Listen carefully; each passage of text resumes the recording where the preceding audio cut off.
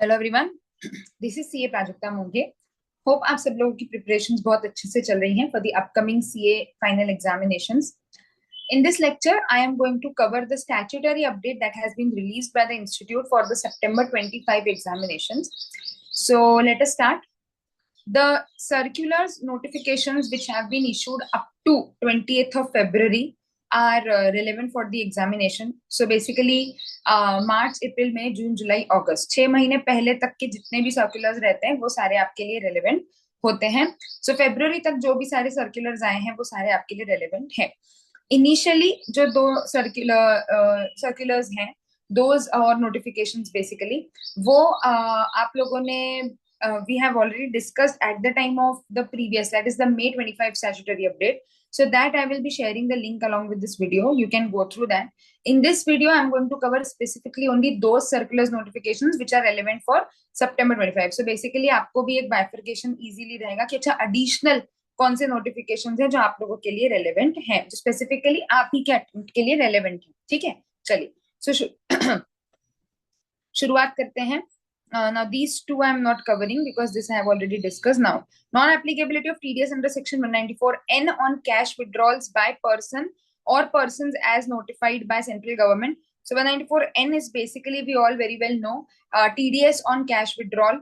अगर 1 करोड़ से ऊपर या 3 करोड़ से ऊपर, depending on which kind of assessee, the limit has been extended to 3 crore for cooperative societies, then the TDS has to be done. If the withdrawal is over and above this particular threshold, tax is to be deducted at the rate of 2%. Now it has been provided that department, like basically central government, can specify specific categories of persons जिनके ऊपर ये section apply नहीं होगा.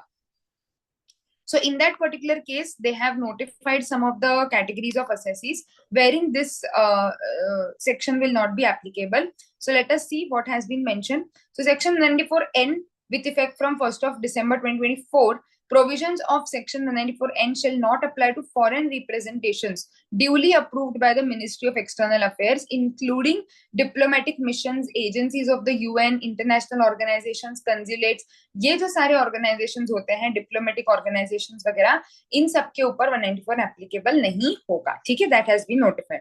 Now persons notified by central government on payment to whom no tax is required to be deducted at source. So there are certain persons on which government has notified कि आपको पूरा ही TDS करना ही नहीं है, कोई भी सेक्शन हो. जैसे ये तो स्पेसिफिकली 194N के लिए है. इन जनरल भी कोई भी सेक्शन में आपको टीडीएस करने की जरूरत नहीं है.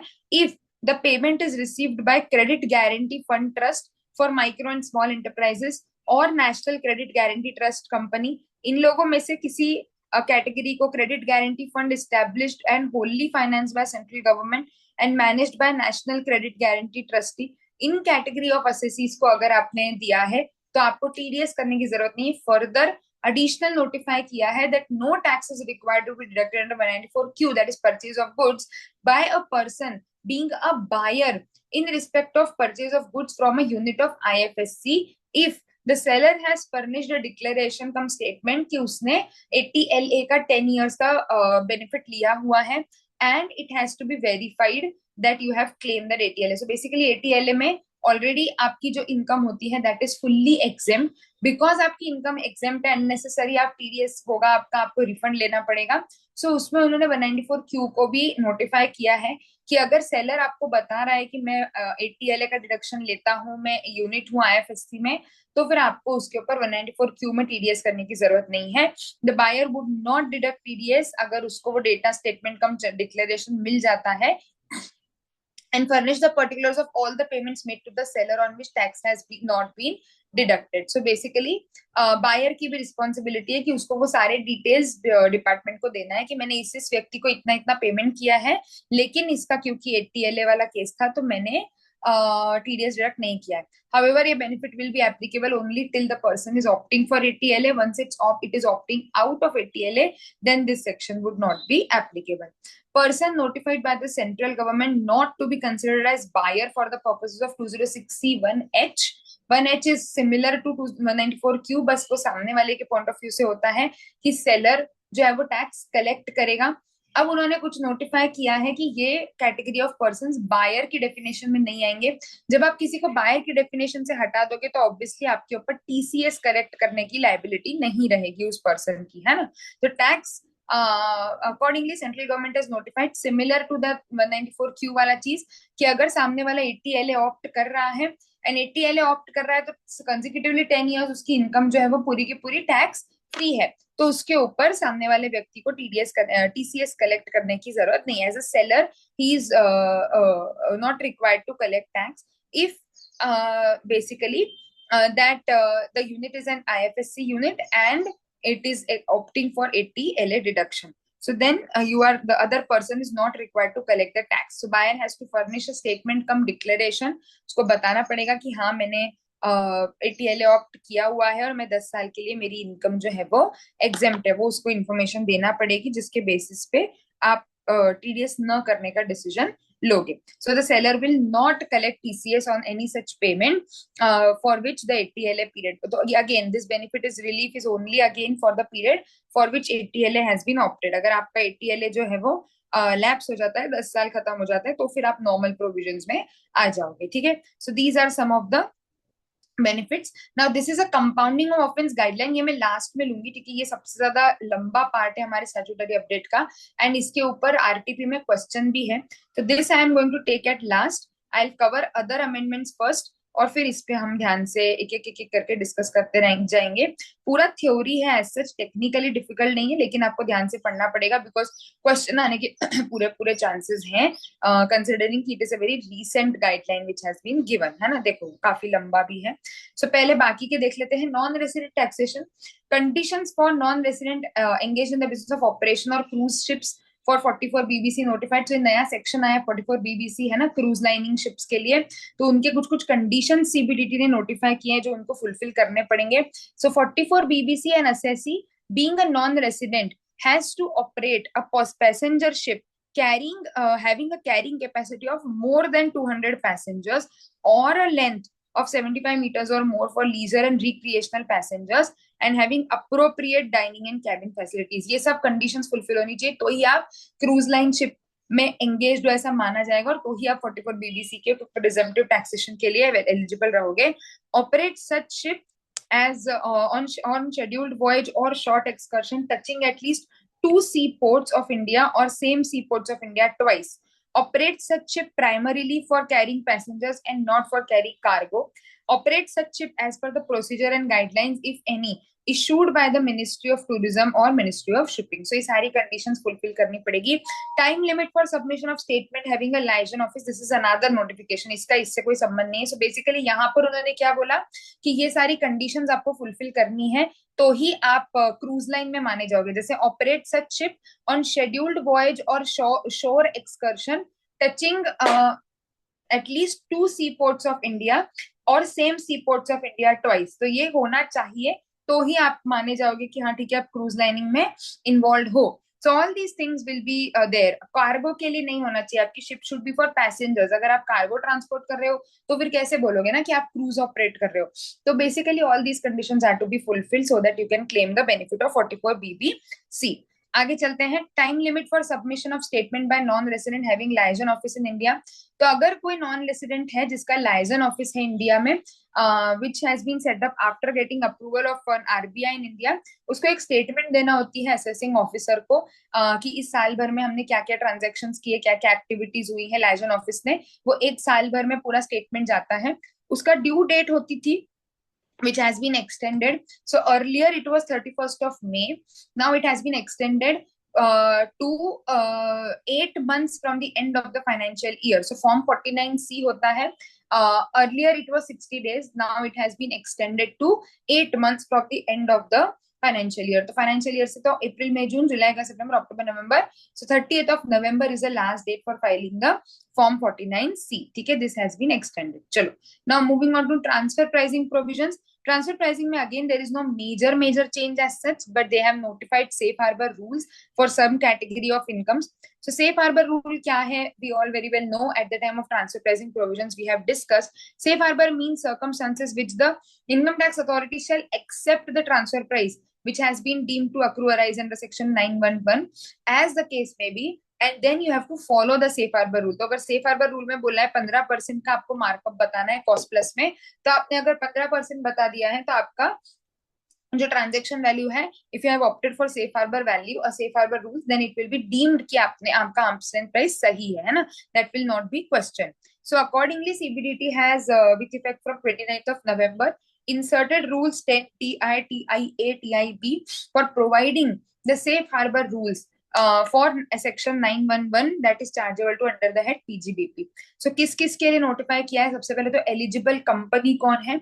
Foreign company engaged in the business of diamond mining which has exercised an option for application of safe harbor rule. Eligible business कौन सा कवर्ड है अभी इन रूल्स में? सिर्फ selling raw diamonds in any notified special zone referred to in clause E of explanation 911. So ये जो raw diamond वाला हम लोग पढ़ते हैं ना, explanation में हमारा condition होता है, तो उसमें अगर आप fall कर रहे हो, then you can opt for these safe harbor rules. That is the only eligible business. What will be the gross receipts? Gross receipt will be aggregate amount paid or payable to the eligible assessee or to any person on his behalf on account of sale of raw diamonds by such eligible assessee, and the amount received or deemed to be received by the eligible assessee or by any person on his behalf of sale of raw materials by such eligible assessee. तो ये दोनों के case में या तो amount paid और payable to that particular eligible assessee and the amount received by the eligible assessee or any person on behalf of the sale of raw diamonds. So उसके ऊपर जो भी income है, that will be उसके ऊपर जो भी amount है, that will be considered as gross receipts. Previous year will be the previous year for which you have opted for that particular option. Raw materials are basically uncut, unpolished, unworked, accompanied by Kimberley process certificate. ये सारे conditions fulfill होंगे तो उसको raw diamond बोला जाएगा. Now, what is a safe harbor? If an eligible assessee declared income from an eligible business in accordance with the circumstances of 10 TIA subsection 2, subrule 2, the option shall be eligible assessee in any relevant year shall be accepted by the income tax authorities unless it becomes invalid. तो एक बार अगर आपने exercise किया है, as is आपकी value will be accepted. Circumstances, the profits and gains under the head PGBP shall be 4%. तो ये उन्होंने बता दिया कि इतना आपको मिनिमम दिखाना पड़ेगा. Where the eligible assessee has exercised the option for safe harbor rule in the respect of the eligible business and such option is not declared invalid, then any deduction shall be deemed to have already been allowed. तो इसके बाद और कोई deduction नहीं मिलेगा. WDV पे depreciation मिल गया ऐसे माना जाएगा. आप माइनस करके आपकी हर साल WDV रिकैलकुलेट करोगे. No set off unabsorbed depreciation और carry forward loss shall be allowed to such assessee. No set off of from other business under 70 or other head under 71 shall be allowed to such assessee for income chargeable to tax under the head PGBP. कोई भी benefit नहीं मिलेगा. Provisions of 92D relating to maintenance, keeping and furnishing of information and document and section 92E for submission of audit report, 3CEB basically TP audit report has to be applicable. अगर आपके ऊपर वो सारे provision applicable है तो आपको सारे reports और सब कुछ बराबरी से मेंटेन करना पड़ेगा, तो ही आप ये सेफ हार्बर फॉलो कर सकते हो. What is the option? Assessee has to furnish the form 3CEFC before furnishing the return of income. If the assessee does not exercise, the income shall be determined as per the regular provisions of the act. कब invalid होगा? अगर आपने safe harbour में कुछ झूठ बोला, invalid facts, concealed facts के ऊपर लिया गया है, तो वो इनवैलिड हो जाएगा. Order by assessing officer to declare option invalid. Assessing officer has to serve a copy of the order कि भैया हमने चेक किया तुम्हारा वैलिड नहीं है ऑप्शन, तुमने कुछ तो भी झूठ बोल के बेनिफिट लेने के लिए ये किया है, सेफ हार्बर में गए हो, तो you will not be able to basically get any benefits and उल्टा आपका ऑप्शन भी इनवैलिड हो जाएगा, है ना. Mutual agreement procedure not to apply. The assessee is not entitled to invoke the MAP procedure under the DTAA in relation to an eligible business if the assessee has exercised the option of safe harbor. तो फिर आपको यहाँ पर कोई MAP establish करने की permission नहीं दी जाएगी, ठीक है.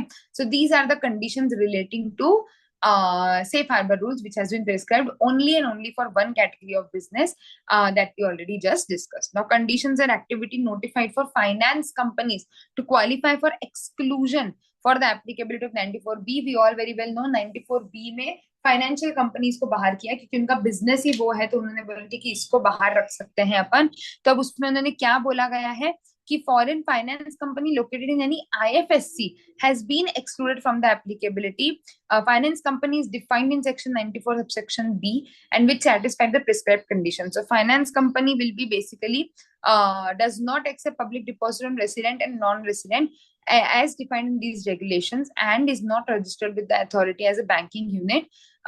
Then that will be a financial institution.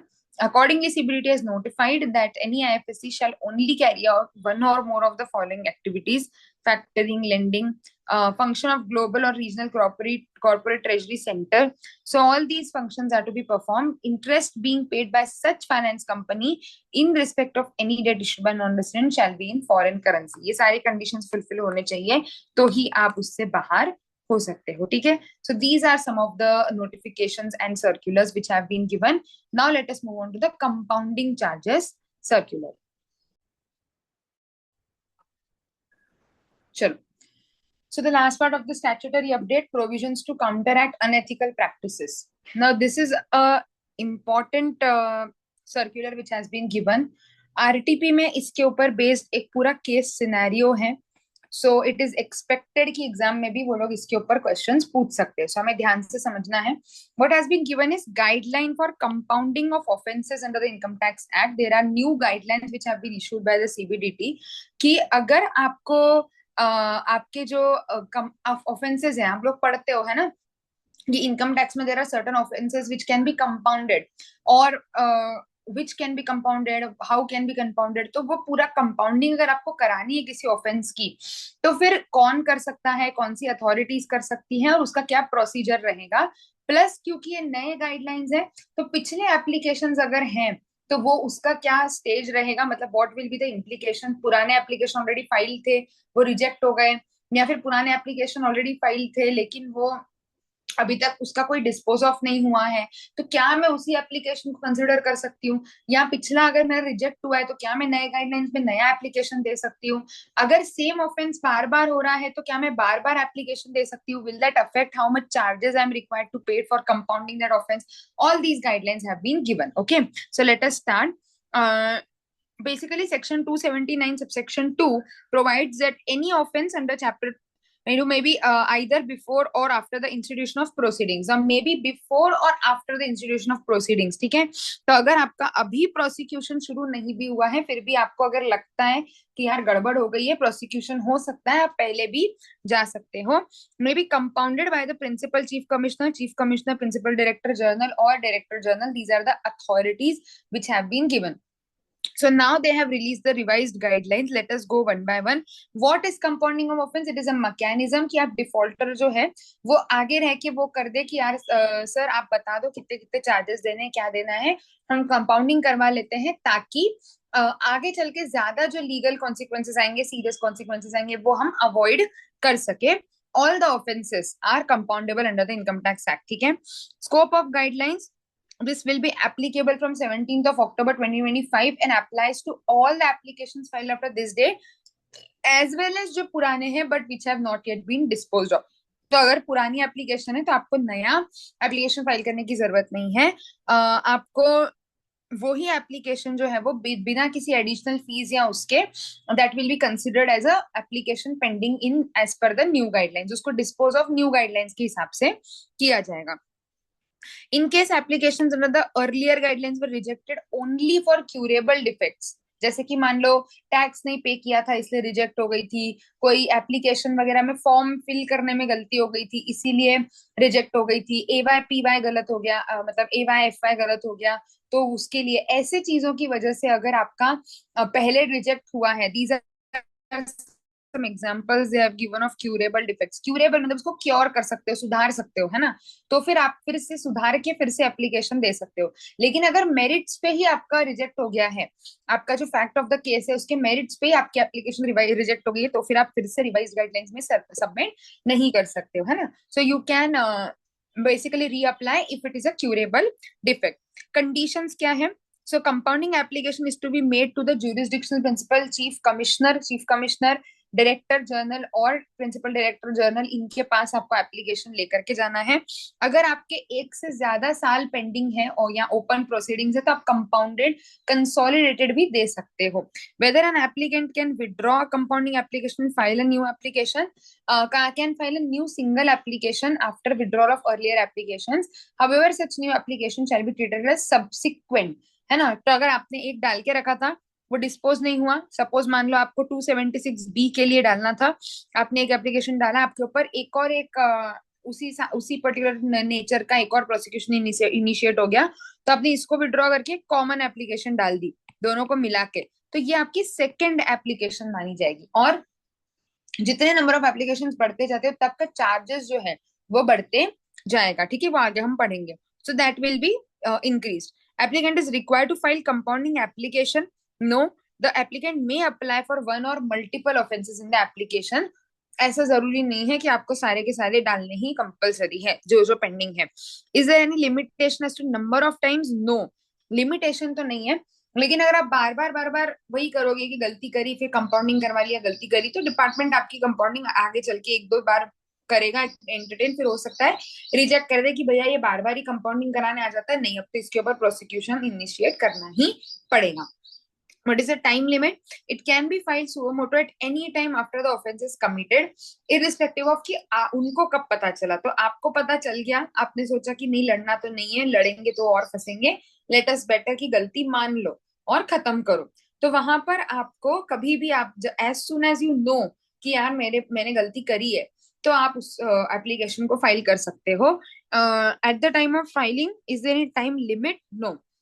Whether the same has come to notice of have been proceedings have been launched. So basically you can anytime file after the committing of the offense. कुछ कुछ लोगों का कैसे मानना रहता है कि देखते हैं कभी डिपार्टमेंट ने पकड़ा तो देखेंगे, हो सकता है उनका ध्यान नहीं जाए, अपन अगर आगे रह के डाल देंगे एप्लीकेशन तब तो डिपार्टमेंट को पता चल ही जाएगा कि हमने गलती करी है, तो अब वो एक वेट भी करते हैं कुछ कुछ केसेस में एसएससीज। बट इट इज अवॉइड, मतलब एडवाइजेबल कि भाई गलती बड़ी है अगर स्पेसिफिकली आपको पता चल चुका है, तो it's better to go and compound it rather than waiting और फिर आगे चल करके पे करने के बजाय। What is the application fees? Single application के लिए 25,000, कंसोलिडेटेड जो है कंपाउंडिंग एप्लीकेशन के लिए 50,000 will be the fees. The said fees is non-refundable but adjustable against the applicable total compounding charges decided by the competent authority, ठीक है। So that is kind of deposit, non refundable है, आगे चल करके आपके उससे एडजस्ट कर सकते हो, तो वो आपको फीस देनी पड़ेगी। जैसे रेंट डिपॉजिट वगैरह होता है हमारा कि अभी हमने डिपॉजिट कर दिया, लास्ट में जब हम घर खाली करके जाएंगे तो हमारे लास्ट मंथ के रेंट से उसको हम एडजस्ट कर सकते हैं। whether compounding application fee is adjustable, but then that is not a rent deposit is not non refundable, okay, वो ध्यान रखना है। मैं सिर्फ एक एग्जांपल दे रही हूँ पर यहाँ पर वो नॉन रिफंडेबल है, एडजस्ट कर सकते हो, रिफंड नहीं मिलेगा, है ना।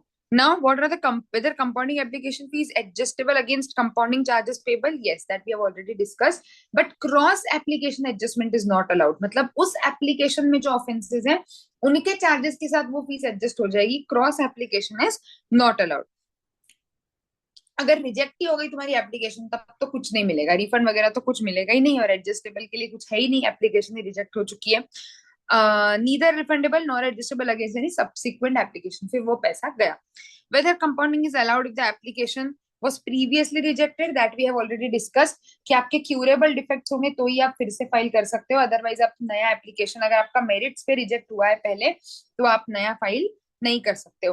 Payment of all the taxes, तो all taxes, interest, penalty and other sums which are due relating to that particular offence जिसके लिए आप ये कर रहे हो, मतलब you are going for compounding, वो सारे आपको पे कर देने पड़ेंगे before making the application of the consolidation, ठीक है। हाउएवर इफ ऑन वेरिफिकेशन अगर डिपार्टमेंट को पता चलता है कि आपने कुछ कुछ पेमेंट्स नहीं किए हुए हैं, जैसे डिपार्टमेंट आपको नोटिस देगा, आपको 30 डेज के अंदर अंदर उसको पे करना है, compounding application will be considered as valid only consequent to the payment of all the payment. जब तक आप पे नहीं करते हो रिस्पेक्टिव जो भी पेमेंट आपके पेंडिंग है, तब तक आपकी कंपाउंडिंग एप्लीकेशन को वैलिड नहीं माना जाएगा, ठीक है। You have to give an undertaking that the charges will be paid within the time limit and the appeal will be withdrawal. तो whatever appeal you have filed, अब आप कंपाउंडिंग करवा रहे हो, सेटल कर रहे हो, तो आपके जो भी अपील्स हैं वो सारे विड्रॉ कर लोगे, ऐसा आपको अंडरटेकिंग देना पड़ेगा कि हाँ हम सारे अपील्स जो है वो विड्रॉ कर लेंगे। वेदर, और अगर हमारा पार्शियल कंपाउंडिंग हो रहा है तो फिर वो ग्राउंड्स, उस प्रोसिक्यूशन से रिलेटेड जो भी ग्राउंड्स हमने अपील में लिए थे वो भी हम सारे विड्रॉ कर लेंगे। दोनों दोनों बेनिफिट नहीं मिलेगा कि इधर कंपाउंडिंग में भी चल जाओ और उधर आपने अपील में ग्राउंड भी लेके रखा है, ऐसा नहीं चलेगा। Applicants, whether an applicant is required to withdraw appeal related to offense or to be compounded before filing a compounding application? No, not before filing an compounding application. Our application shall undertake to withdraw appeals, if any, that is writ B, to offences being compounded in case where appeal has mixed grounds of appeal related to offense to be compounded. So वो आपको ध्यान रखना रहेगा. Consolidation of offences application has to be made. It can be a deductor application as a TAN, मतलब TAN के ऊपर भी हो सकता है या फिर आपका PAN पे भी हो सकता है. अगर डिफेक्टिव हो गई है फॉर नॉन पेमेंट और ये सब जो क्यूरेबल डिफेक्ट्स हैं कि गलत फीड कर दिया, गलत एवाई डाल दिया वगैरह, ऐसे कोई चीजें हो गई हैं अगर, तो it shall be treated as defective and such applications can be revived without additional payment. आप जो भी गलती है वो फुलफिल कर दो, है ना. तो अगर क्यूरेबल डिफेक्ट है आपको बता दिया जाएगा कि आपकी application is not proceeded, it is defective because of this error. जैसे रिटर्न का होता है कि प्रोसेसिंग शुरू ही नहीं होती जब तक आप डिफेक्ट नहीं रेक्टिफाई करोगे, वैसे ही यहाँ पर भी आप रेक्टिफाई कर दो तो आपका प्रोसेसिंग में चला जाएगा. Offence is compoundable with the approval of higher authority. So all these cases where the offense has been convicted with an imprison of 2 years or more, है ना, या फिर आपका सेंट्रल स्टेट एजेंसी वगैरह इन्वॉल्व है, ऐसा कोई बड़ा कुछ मेजर ये हुआ है, अगर कोई मेजर लेट्स से टैक्स इवेजन वगैरह हुआ है, then this conditions come into play. If the offense is strictly related to offense under the Black Money Act और बेनामी प्रॉपर्टी एक्ट, ये सब कुछ आपका इसमें आएगा, है ना. These all will be included in case of offense under 275A and B. Whether offense can be compounded where an applicant has been convicted for imprisonment for 2 years or more? Yes, even if the applicant has been convicted with imprisonment, आप compounding के लिए जा सकते हो. So basically गलती के पहले, गलती के बाद, गलती के दौरान आपको जब भी लगे आप जो है वो कंपाउंडिंग करवाने जा सकते हो. Whether cases involving other agencies can be compounded? Yes, may be compounded by competent authority if the applicant is not found to be involved in the anti-national or territorial activity, है ना. Authority to compound an offense. So the offence compound करने के लिए आपको permission जो दिया हुआ है वो ऑब्वियसली आप जुरिस्डिक्शन के पास जाओगे, लेकिन that will be governed from the principal chief commissioner, principal director, director general of income tax, जो भी एप्लीकेबल है उनको पास आपकी एप्लीकेशन जानी चाहिए और वो आपको अथॉरिटी दे सकते हैं वेदर टू कंपाउंड इट और not.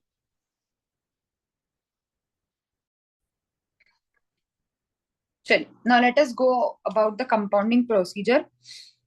or report from assessing officer or assistant deputy director on list of compounding application. competent authority जो है जिसको एप्लीकेशन गई है वो रिपोर्ट मांगेगा कि उसके क्या बैकग्राउंड है, क्या क्या ट्रांजेक्शन हुए हैं, है ना, पूरा उसको भी हिस्ट्री लगेगी to calculate to see whether this can be accepted और not. if the order is not application is not acceptable, then within 2 months from the end of the month the officer should say ki nahi, we are not accepting this, it is not found acceptable. Time limit to pass application if it is acceptable within 2 months from the end of the month of the receipt of application as far as possible. Now this is not a very hard and fast timeline, उन्होंने लिखा है as far as possible. तो कोशिश करनी है basically एक speaking order देना है कि क्यों एक्सेप्ट नहीं कर रहे हैं, एक्सेप्ट अगर कर रहे हैं तो क्यों कर रहे हैं, और जब एक्सेप्ट कर रहे हैं तो आपको पूरा बताना है मतलब अथॉरिटी को कि कितने कितने चार्जेस कंपाउंडिंग के लिए आपको पे करने पड़ेंगे. Once that has been given, then the person has a time limit of 1 month from the end of the month of receipt of such intimation कि आपको वो compounding charges पे करने पड़ेंगे. You can get an extension अगर बहुत ही major amount है, कोई reason है, exceptional circumstances है अगर, तो आपको 6 months तक extend हो सकता है, and beyond 6 months up to 12 months, but it will be permissible only by written approval of certain specific authorities, है ना, principal chief commissioner of income tax. Extension beyond 12 months and up to 24 months shall not be permissible except with the prior approval of chairman, CBDT or a member. 24 महीने से ज्यादा from the end of the month there will be no extension. So maximum आप इतना खींच सकते हो, but that is also, और जैसे जैसे आपका टाइम लिमिट बढ़ता जाएगा अथॉरिटी जिसकी परमिशन लगेगी दैट विल बी सीनियर, है ना, क्योंकि इतना ज्यादा टाइम लिमिट आपको नहीं, and you have to give that there is a genuine reason that कोई एक्सेप्शनल सर्कमस्टांस है, अदरवाइज आपको एक्सटेंशन नहीं मिलेंगे। Where compounding charge is not paid with in the time allowed, आपका जो एप्लीकेशन है that shall be rejected and prosecution shall be initiated. The complainant shall serve a copy to each of the accused within 15 days of filing complaint to allow prompt filing of compounding application. ठीक है, so that has to be done. Time limit to pass the compounding order, shall pass the compounding order within 1 month from the end of the month in the payment. तो पहले उसने accept करा, accept करेगा तो बताएगा इतने इतने charges है, वो चार्जेस आप पे करो, आपके चार्जेस पे करने के बाद वो ऑर्डर दे देगा कि ठीक है इसने बराबरी से सब कुछ पे कर दिया है, तो आपका जो है वो ऑफेंस जो है वो कंपाउंड हो चुका है। So this is better, easily close हो जाती है चीजें। Taxpayer, particularly NRIs, avoid opting for compounding due to misconception that it constitutes an admission of offences, which could lead to reporting at different statutory international forums. Encourage taxpayers to seek it is directed has to include the following paragraph. The compounding order is intended to resolve the offense and is not a admission. So क्या होता है, आपने compound करा लिया मतलब क्या कि sir जाने देते हैं, आप प्रोसिक्यूशन करोगे फिर अननेसेसरी टाइम वेस्ट होगा, फिर अपन जा करके उसको जो भी आप निकालोगे पेनल्टी वगैरह, तो आप अभी बता दो मैं चार्जेस पे करने को तैयार हूँ, let's close it once for all. So that is basically an easy way out की खत्म, डिपार्टमेंट का भी टाइम खत्म, नहीं ज्यादा नहीं लगेगा, हमारा भी टाइम ज्यादा नहीं लगेगा। लेकिन बहुत बार लोगों को लगता है कि कंपाउंडिंग करा लिया मतलब मैंने मान लिया कि यार मेरी गलती थी। ऐसी सिचुएशंस को अवॉइड करने के लिए उन्होंने क्या बोला कि कंपाउंडिंग ऑर्डर में आपको ये पैराग्राफ डालना पड़ेगा कि इसका सिर्फ हमने एक रिजॉल्व किया है डिफरेंस, आपस में एक ऑफेंस रिजॉल्व किया है, इसका ये मतलब नहीं है कि उसने वो ऑफेंस किया, ये प्रूव हो चुका है, अभी हमने सिर्फ प्रोसिक्यूशन का इनिशिएशन किया था, है ना, इन्वेस्टिगेशन बाकी था। So that is something which is very very important to be kept in mind. It can be extended beyond 24 months. No, beyond 24 months it can be not extended. However, you can file a new application. आप वो कर सकते हो कि आप new application file कर सकते हो. As per the revised guidelines, the payment for may extend to 24 months only from the end of the month in which they were intimated. For pending applications, how will the period of 12 months be calculated? तो applications pending जो है as on 17th of October will commence from the end of the month in which issuance of the, तो वहां पर आप 24 महीने कहाँ से गिनोगे, अक्टूबर से, क्योंकि वो पुराना तो कब फाइल किया रहेगा अपने को पता नहीं है। Extension for payment of compounding charges subject to interest or additional charges, no, interest or additional charges are not applicable on extension allowable. ठीक है, compounding charges, now how do we calculate? For the purpose of computation of the compounding charges, the word tax means tax, surcharge, cess. Interest shall not be included in the word of tax, तो interest आप add नहीं करोगे, tax, surcharge और cess जो है वो आपका compounding charges के लिए ऐड होगा। Compounding charges for the first application has to be computed for each offence, तो आपकी जैसे जैसे आपके सब्सिक्वेंट एप्लीकेशन रहेंगे आपके चार्जेस जो है वो बढ़ते जाएंगे। So any application file subsequent shall be counted as second, third, fourth, और आपका जो सब्सिक्वेंट रहेगा उस पर 1.2 times, 1.4 times, 1.6 times and so on, आपके चार्जेस जो है वो बढ़ते जाएंगे जैसे जैसे आप लेट करते जाओगे या नंबर ऑफ एप्लीकेशंस बढ़ती जाएंगी। अगर आपकी अगर आपका ऑलरेडी 17 अक्टूबर को पेंडिंग है तो जितनी ओल्ड है वो सारी की सारी फर्स्ट एप्लीकेशंस मानी जाएंगी। If application is made beyond 12 months from the end of the month in which the prosecution complaint is filed, the compounding charges shall be increase by 50%। तो पहला तो एक है कि फर्स्ट एप्लीकेशन भी अगर 12 महीने के अंदर है तो नॉर्मल आपके चार्जेस रहेंगे, अगर 12 महीने के बाद है तो 50% से आपके चार्जेस जो है वो बढ़ा दिए जाएंगे। How will be the date of application in case of carry forward applications, we have already discussed, it will be pending जो है वो as on date 17th of October को पेंडिंग मानी जाएगी, ओरिजिनल डेट को ही आपको कंसिडर करना है। How shall be the compounding charges be calculated for applications pending before issuance of these guidelines? Compounding charges for pending applications, all pending applications shall be treated as first application, है ना? If new consolidated application includes a year for which application was filed earlier and then withdrawn, so a partial compounding charges paid for the year for which application is withdrawn can be adjusted in new consolidated application only towards the offense in particular year for which the payment was made. बाकी ऐसा cross settlement नहीं चलेगा कि कोई सा भी पैसा किसी के भी अगेंस्ट आपने यूज कर लिया। An applicant has filed compounding applications under earlier guidelines, two of which were rejected on account of curable effects. ठीक है, तो curable effect है तो वापस फाइल हो सकता है. Two were compounded and three are pending. How should the applicant file a compounding? No action is pending for the applications which have been compounded. तो आपका हो गया, खत्म हो गया.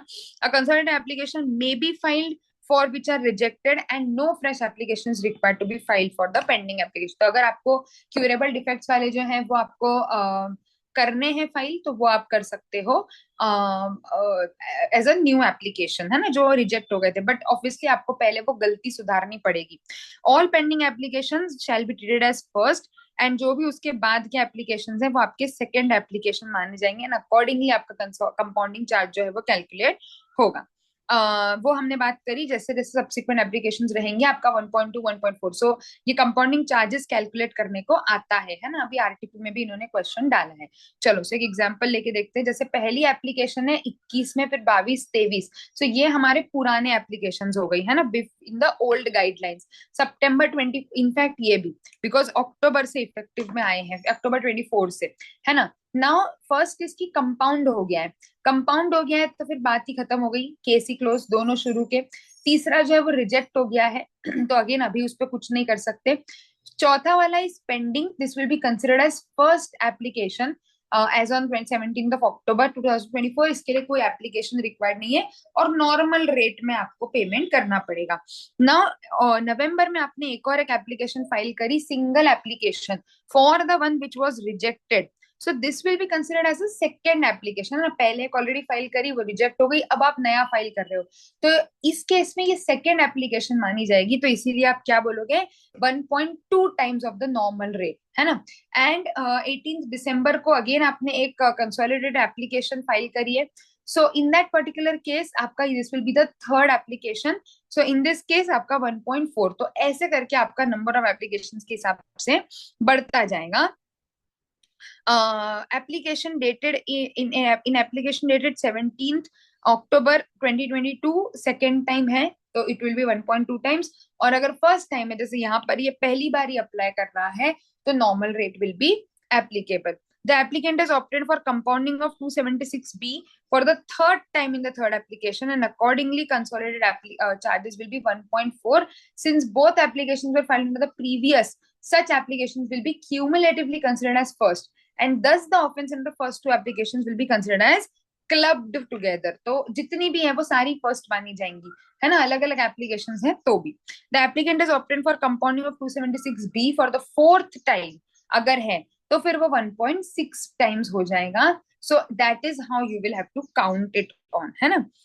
If the application may be filed after the launch of prosecution, हाँ अगर with in 12 months है तो नॉर्मल रेट, अदरवाइज वो 50% से बढ़ जाएगा अगर 12 महीने के बाद पे किया. ये एक इलस्ट्रेशन दिया हुआ है, देखो for example compounding charges are 45,000, TDS default हुआ है, प्रोसिक्यूशन हैज बीन लॉन्च्ड, और ये सारे दूसरे केसेस हैं जो आपके ऊपर ऑलरेडी प्रोसिक्यूशन पेंडिंग है. So normal compounding charges 45,000. अब उन्होंने अलग अलग सिनेरियो दिया है कि अगर एप्लीकेशन या अभी करी तो कितना लगेगा, तभी करी तो कितना लगेगा. सिनेरियो 1 में कोई पहली एप्लीकेशन नहीं, फर्स्ट एप्लीकेशन है, 12 महीने के अंदर कर दी है तो 45,000. अगर 12 महीने के बाद करी है तो 50% से आपका नॉर्मल चार्ज जो है वो बढ़ जाएगा. सिनेरियो 2 जो है, फर्स्ट एप्लीकेशन रिजेक्ट हुई, फिर आपने रिवाइज्ड एप्लीकेशन फाइल करी है. फर्स्ट एप्लीकेशन जो रिजेक्ट हुई वो लेस देन 12 मंथ्स में थी, एप्लीकेशन रिजेक्ट हो गई है, तो आपको कोई चार्जेस नहीं रहेंगे अलग से. 31 अक्टूबर मतलब आपने जो रिवाइज्ड एप्लीकेशन फाइल करा है वो आपने रिवाइज्ड गाइडलाइंस में फाइल किया है, तो यहाँ पर आपका 1.2 टाइम्स के हिसाब से आपको चार्जेस पे करने पड़ेंगे, है ना. सो that is how, because this will be the second application. So 1.5 तो क्यों, क्योंकि more than 12 months, और 1.2 क्योंकि second application. ऐसे आपको कैलकुलेट करना पड़ेगा. Co-accused and abettor. So in case of company HUF, obviously आप डायरेक्टली कंपनी के ऊपर तो वो करते नहीं हो, तो कंपनी के साथ साथ जो भी आपका पर्सन रहेगा which is deemed to be guilty of offence, director वगैरह जो रहेंगे, उनको क्या बोला जाएगा, को अक्यूज्ड बोला जाएगा उनको. Similarly in cases of company और HUF, द मेन अक्यूज्ड और the co-accused may apply separately और co-jointly. आप दोनों, क्योंकि दोनों पे ऑफेंसेस इनिशिएट होंगे तो दोनों एप्लीकेशन साथ में भी दे सकते हैं, अलग अलग से भी दे सकते हैं. वेदर को accused can file compounding application under the revised guideline, yes, it can be separately or jointly filed. Where the compounding application of the co-accused was rejected, that the main accused is not filed, whether such application will be eligible, yes, this will be eligible because other than the case where the application is rejected on merit, आप नया application file कर सकते हो. Compounding application of the main accused was rejected on the ground that the co-accused has not filed. ठीक है, एक ही बात हो गई. It can be filed. If any application filed by co-accused or accused under previous guidelines is pending, whether they are required to file a fresh application under revised guidelines, no, वो तो हमने already बात करी, सारे के सारे club होके single application मान लिए जाएंगे.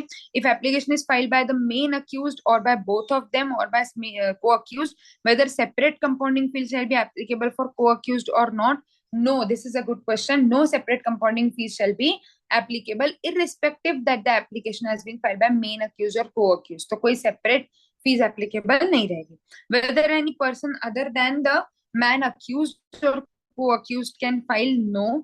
वहीं पर आपको या तो main accused file करेगा या फिर co-accused file करेगा, कोई इसके और फाइल नहीं कर सकता.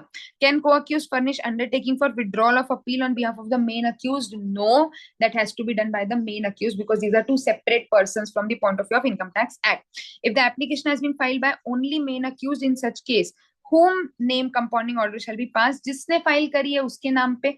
अगर को accused ने फाइल करा है तब order shall include the name of main accused also, कि आप किसके co-accused हो.